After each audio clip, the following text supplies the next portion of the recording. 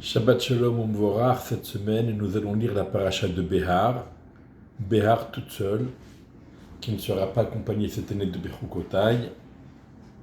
Ce sont les conséquences d'une part du mois supplémentaire, du 13e mois, le mois de Hadar supplémentaire que nous avons eu le mérite de vivre, mais aussi, alors ça tient également au fait que le dernier Shabbat de la fête de Pessah, pour nous c'était Yom Tov, et donc on est en décalé entre Eretz Israël, avec Eretz Israël qui vont lire eux la paracha de Bechukotai, et nous on lira la paracha de Behar. Donc finalement, d'ordinaire on lit les deux parachutes ensemble, cette année également, nous la lirons ensemble, nous Behar, et les Israéliens Bechukotai.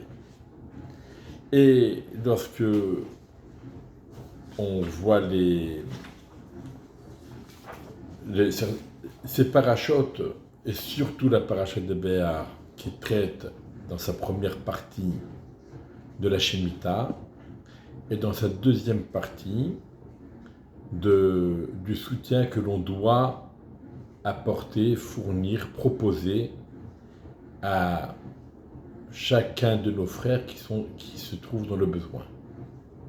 Mais, donc cette parachute s'appelle la parachute de la Emouna.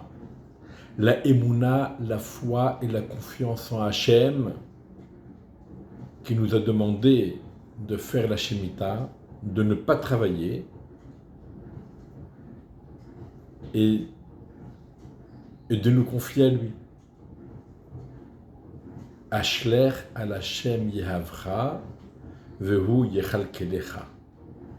Confie à Hachem ton devenir et lui te nourrira, pourvoira tes besoins. Voilà, nous avons ici dans la paracha de Bechukotai, Im Bechukotai telechu vet mitzvotai tishmeru vasitemotam. Si vous suivez mes lois, Rashi nous explique, si vous étudiez la Torah en vous y investissant et que vous accomplissez, vous pratiquez les mitzvot, et la Torah nous promet l'abondance, la paix, la sérénité.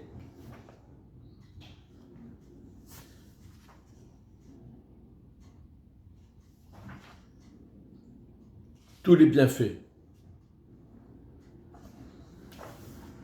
Donc, pourquoi se soucier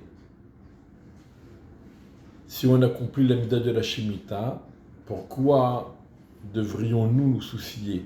Or, justement, la Torah nous parle, et si jamais vous vous posez la question, qu'allons-nous manger pendant la 7e année? Et ce n'est pas que la 7e année qui pose problème. La 7e et la 8e. Et quand il y a le Yovel, même la 9e pose problème. Voici que nous n'allons pas semer ni récolter. J'ordonnerai ma bénédiction pour vous la 6e année, et la terre produira des récoltes pour 3 ans. Mais pourquoi devrions-nous nous soucier alors que nous avons, dans la paracha de Bechukotai, nous avons une garantie que si nous suivons les chemins de la Torah et nous accomplissons les mitzvot, eh bien nous aurons la bénédiction. Alors, pourquoi allons-nous nous préoccuper?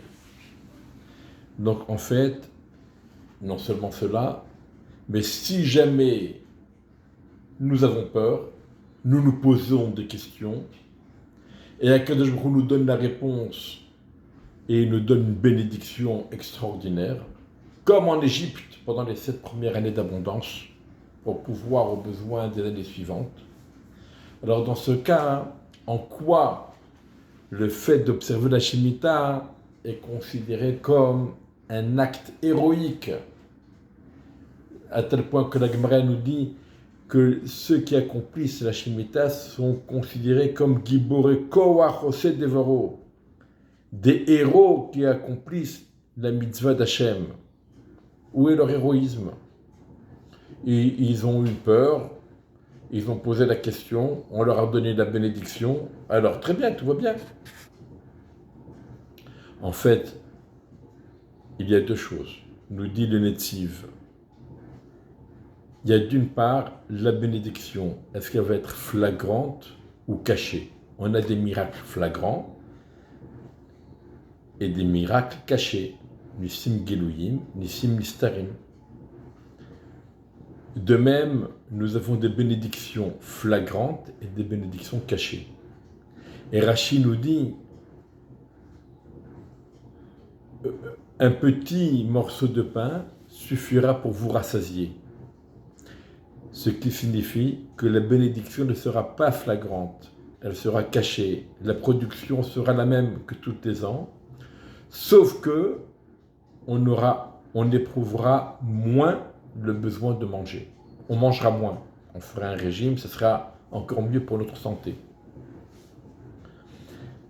Donc, de prime abord, il y a lieu de s'inquiéter, puisqu'on voit une production habituelle. Donc, il y a lieu de s'inquiéter comment une production qui suffit normalement à une année va-t-elle suffire à 2-3 ans jusqu'aux prochaines récoltes. Mais le Netziv, il rajoute autre chose. Il nous dit qu'en vérité, la bénédiction n'est pas la même pour tout le monde. Et il y a deux niveaux, disons, deux extrémités. Une première extrémité, c'est celui qui ne se soucie pas de rien du tout, aucune inquiétude, aucun souci. Hachem nous a donné une mitzvah, on va l'accomplir et il n'y a rien à craindre. De toute façon, tout est décidé à Rosh Hashanah. Akadosh Baruch Hu pourvoira tous nos besoins. On n'en a même pas le moindre doute, pas de souci.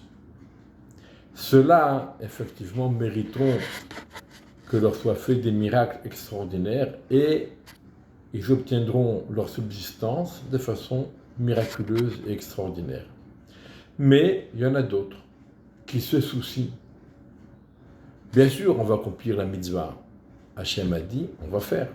On ne va pas se rebeller, chas v'shalom. Le Shabbat, c'est Shabbat. La Shemitah, c'est la Shemitah. Le Yovel, c'est le Yovel. Mais on a des soucis, on a des doutes, on a peur.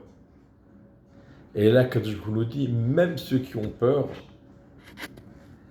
et qui ne sont pas sereins, qui ne s'inquiètent pas, je leur apporterai la bénédiction et ils pourront se sustenter pendant les 3 ans sans problème.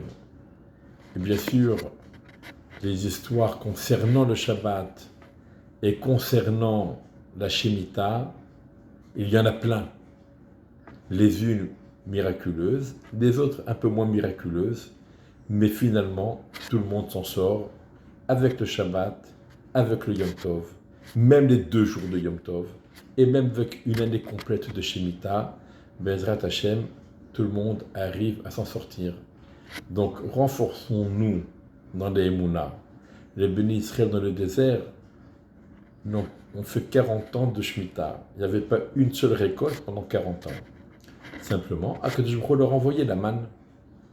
À tel point qu'Akadosh Baruch Hu, il a dit au bénis Israël, d'ailleurs, la manne a commencé à tomber le 16 Iyar, donc ça correspondait à lundi dernier. C'était l'anniversaire de la première pluie de manne. Et Akadosh Baruch Hu a dit à Moshe Rabbeinu d'en garder une assiette pour les générations à venir, pour qu'ils ne s'inquiètent pas. Quand on étudie la Torah, quand on accomplit les mitzvot, quand on fait la tzedaka, on n'a rien à craindre à Kadosh Baruch Hu pourvoit à nos besoins d'une façon ou d'une autre.